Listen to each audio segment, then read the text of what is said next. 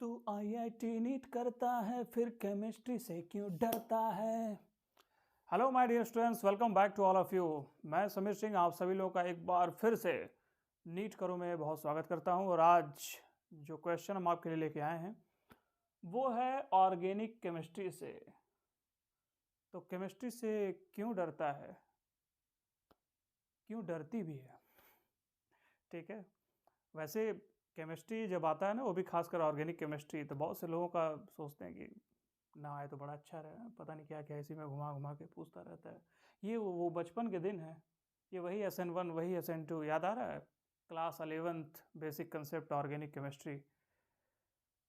तो इस बार का जो सवाल, जैसा कि आप हर रोज़ हमसे मिलते हैं, शाम को 6 बजे मुलाकात आपसे होती है और हर शाम 6 बजे जो क्वेश्चन हम आपके लिए लेके आते हैं, काफ़ी एनालिसिस के बाद, काफ़ी मेहनत के बाद ये वीडियो तैयार किया जाता है आपके लिए, ताकि आपको ये लेक्चर बहुत अच्छे से समझ में आए। और आने वाला जो अभी मई में एग्ज़ाम है, उम्मीद करते हैं कि आप लोगों की तैयारी बहुत ज़बरदस्त हो रही होगी। आप लोग बिल्कुल अच्छे भी होंगे, मस्त भी होंगे, साथ साथ अपने काम में व्यस्त भी होंगे। इस व्यस्तता के क्रम को एक बार फिर से बढ़ाया जाए और इस सवाल को सॉल्व किया जाए। तो क्या लगता है कि ये सवाल पढ़ के जो 2022 का एग्ज़ाम ऑलरेडी दे चुके हैं उनके लिए थोड़ा सा ताक झाँक कर लेने की ज़रूरत है, और जो अभी तैयारी कर रहे हैं उनके लिए सीरियस हो जाने की ज़रूरत है। हाँ, वेरी गुड। चलो सीरियस होकर ज़रा स्टेटमेंट पढ़ो। यहाँ पे स्टेटमेंट ज़रा पढ़िए बेटा। यहीं पे देखो, शुरुआत ही लिख रहा है द इनकरेक्ट स्टेटमेंट, है ना। इनकरेक्ट स्टेटमेंट मतलब नीट वालों ने इस बार सोच के रखा था कि इस बार इनकरेक्ट वाला, नॉट वाला, इस पे जरूर सवाल दिया जाएगा और इतना दिया जाएगा कि आप ढूंढते रह जाओगे, ठीक है। लेकिन चिंता मत करिए, आपके लिए चिंता करने वाली बात नहीं है। आप बस देखते रहिए, समझते रहिए, और अप्रोचिंग जो हम हर दिन आपको बताते हैं, बस ईमानदारी से एक काम जरूर करना, वो स्किप कर करके वीडियो मत देखना, है ना। स्किप करोगे तो फिर कंसेप्ट भी स्किप हो जाएगा, है ना। फिर वो जब एग्जामिनेशन में बैठोगे, जब अप्लाई करोगे, तो फिर वो चीज़ नहीं आएगी दिमाग में, ठीक है। तो बड़ी मेहनत करके ये आपके लिए लेक्चर तैयार किया जाता है। तो आप लोग पहले तो स्टेटमेंट पढ़ लीजिए, ठीक है। स्टेटमेंट क्या दिया है, क्वेश्चन में गिवन है कि the incorrect statement regarding chirality. ये एक इंपॉर्टेंट बात है, कायरलिटी। क्या आपको पता है कि कायरलिटी होती क्या है, ठीक है। ब्लैक मार्कर का इस्तेमाल किया जाए। और कायरलिटी वर्ड क्या है, कायरलिटी। सबसे पहले तो कायरलिटी जान लो। मान लो, पहचानोगे कैसे कि कोई चीज़ कायरलिटी हो रही है या नहीं हो रही है, ठीक है। डेफिनेशन तो आप जानते भी होंगे कि सेंट्रल कार्बन के अराउंड जितने भी एटम्स होते हैं वो डिफरेंट होने चाहिए, है ना। तो डेफिनेशन बहुत हो गया, एप्लीकेशन पे आते हैं। कार्बन के साथ सपोज करो चारों जो हम ग्रुप लगाएंगे वो अलग अलग लगाएंगे। जैसे कार्बन के साथ सपोज करो मैंने एक हाइड्रोजन ले लिया, ठीक है। एक आपका हेलोजन ले लिया, सपोज करो क्लोरीन हो गया। एक हमने मिथाइल ले लिया, जिसको MEM लिख सकते हैं, और एक इथाइल ले लिया जिसे हम ET लिख सकते हैं। एब्रीविएशन टर्म हमने इस्तेमाल किया है, ठीक है। बहुत से लोग अगर जानते होंगे तो बड़ी अच्छी बात है, और नहीं जानते हैं तो जान लीजिए कि ये इस तरह से किया जाता है, ठीक है। यही है कायरलिटी, यानी कार्बन के रिस्पेक्ट में जितने भी आपके एटम दिखाई देंगे वो सभी डिफरेंट होने चाहिए, ठीक है। अब जरा इसके रिगार्डिंग हम जो स्टेटमेंट गिवन है उसको जरा पढ़ते हैं। सबसे पहले दिया है कि racemic mixture so zero optical rotation. क्या आप लोग ये जानते हैं कि जीरो ऑप्टिकल तो छोड़ दीजिए, मान लीजिए आपको ऑप्टिकल रोटेशन नहीं, जीरो, केमिस्ट्री में जीरो का मतलब पता है क्या होता है। मैथमेटिक्स में तो ऑलरेडी आपको पता होगा कि जीरो मीन्स जीरो होता है, लेकिन केमिस्ट्री में जीरो कब होता है। केमिस्ट्री में जीरो तब होता है जब एक प्लस दूसरे के माइनस से इंट्रैक्शन करे, है ना। अगर एक कोई क्लॉकवाइज हो और एक दूसरा रोटेशन एंटी क्लॉकवाइज हो, तो नेट रिजल्टेंट क्या हो जाएगा, जीरो हो जाएगा। तो इसका मतलब रेसमिक मिक्सचर दिया हुआ है। क्या रेसमिक मिक्सचर के बारे में कोई आइडिया है आपको।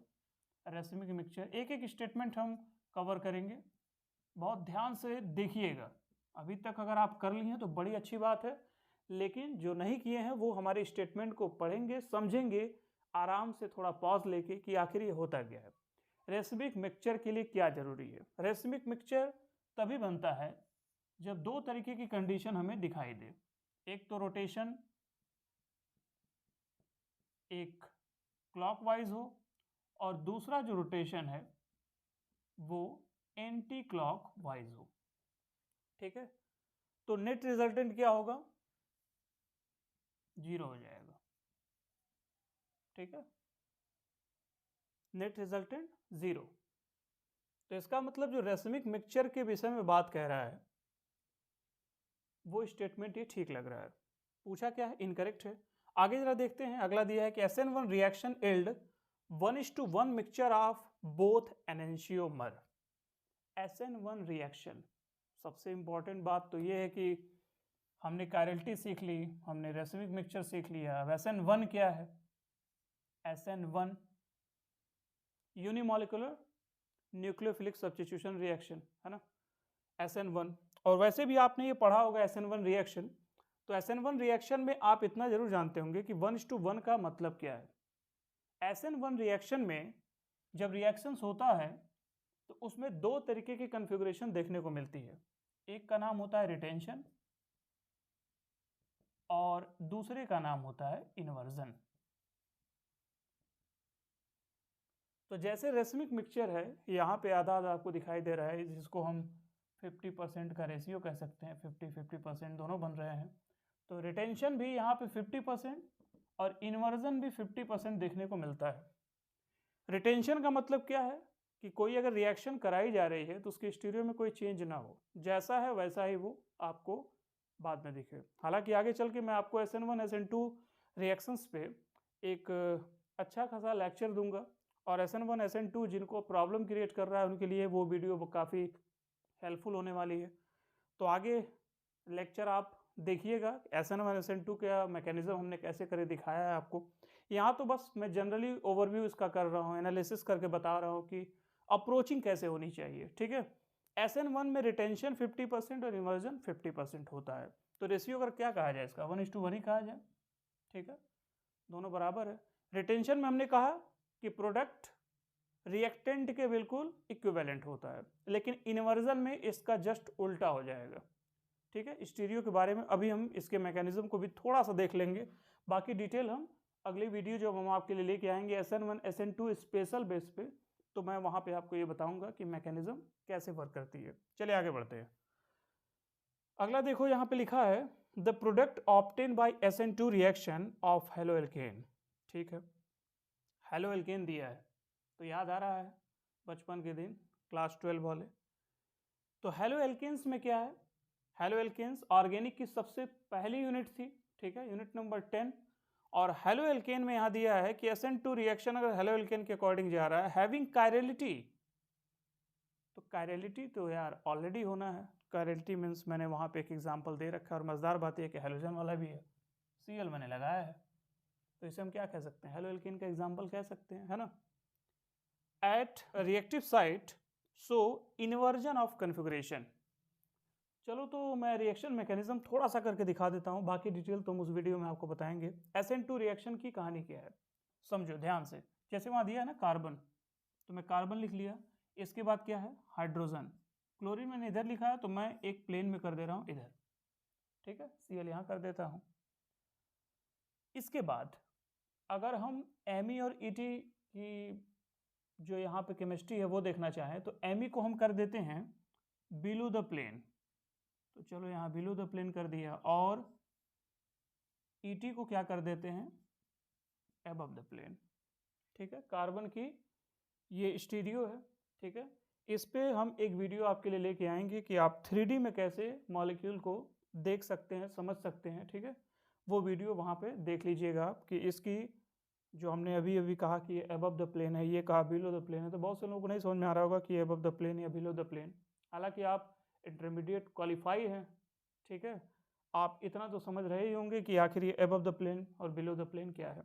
आगे देखिए, अब इसमें न्यूक्लियोफाइल का हम अगर अटैक करें, ठीक है, न्यूक्लियोफाइल का, तो न्यूक्लियोफाइल का अटैक बैक साइड से होगा और क्लोरीन को यहाँ से क्या करेगा, वो बाहर करेगा। तो अगर ये अटैक होगा तो ये अटैक बैक साइड से है, तो ये इन्वर्जन होगा, इसमें कार्बन के साथ यहाँ पे हाइड्रोजन और ये जो आपको Me और Et दिख रहा है ये इधर चले जाएंगे, Me और Et, और यहाँ लग जाएगा न्यूक्लियोफाइल। तो आप जरा देखिए ध्यान से, जैसा ये दिख रहा है क्या ये भी वैसा ही दिख रहा है? नहीं, इसी को कहते हैं इन्वर्जन। ठीक है, अगर ये जैसा था, सपोज करिए ये Cl यहाँ से हटा होता और न्यूक्लियोफाइल यहीं आके लग गया होता, तो ऐसे स्टीरियो को हम क्या कह देते? रिटेंशन कहते। लेकिन यहाँ पर क्लोरीन राइट हैंड साइड है और न्यूक्लियोफाइल का जो अटैक हुआ वो बैक साइड से लेफ्ट हैंड साइड, इसलिए इसको क्या कहेंगे? इन्वर्जन कहेंगे। तो कैरेलिटी में ये इन्वर्जन दिखाई दे रहा है, इसलिए ये भी स्टेटमेंट ठीक है। अब लास्ट आते हैं, enantiomer are super impossible mirror images on each other. तो आपने डेफिनेशन पढ़ी होगी, एनेंशियोमर क्या होते हैं, यहाँ पे सुपर इम्पॉसिबल लिखा है। सुपर इम्पॉसिबल कोई मिरर इमेज बने तो वो आइडेंटिकल बनाते हैं, लेकिन इसका डेफिनेशन ही होता है कि enantiomer are non super impossible. Non super impossible ये किसका है? एनेंशियोमर का है, एनेंशियोमर। तो ये non super impossible mirror image देते हैं, तो ये स्टेटमेंट क्या हो जाएगा? गलत हो जाएगा। और जो गलत है वही सही है, क्योंकि दिया ही क्या है? गलत है, इनकरेक्ट पूछा है, इसलिए fourth option is the correct answer. तो इस तरह से आप पढ़ाई करते रहिए और साथ में ऑर्गेनिक से यार उतना डरने की जरूरत नहीं है। ठीक है, ऑर्गेनिक से बहुत से लोग पता नहीं क्यों देख देख के डरते हैं। हमने आपके लिए बहुत सारे वीडियो ऑलरेडी दे रखे हैं, आप ऑर्गेनिक को बहुत ध्यान से देखिए, समझिए उसको कैसे करना है, कितने कम समय में करना है, ये सारा अप्रोच हम आपको हर दिन बताते ही हैं। और पिछले वीडियो लेक्चर में आप तमाम ऐसे ऑर्गेनिक के क्वेश्चन देख सकते हैं जो आप बिलीव नहीं करेंगे कि वो 10 सेकंड में सॉल्व हो जाएगा, है ना? 10 सेकंड में हो जाएगा, इसका गारंटी मैं देता हूँ। आप एक बार प्लेलिस्ट जो मैंने ऑलरेडी बना रखा है उसको आप जाके वहाँ से देख सकते हैं। ठीक है, तो पढ़ाई करते रहिए, एक नए क्वेश्चन के साथ, एक नए अप्रोच के साथ आपसे फिर मुलाकात होगी। तब तक के लिए ऑल द वेरी बेस्ट।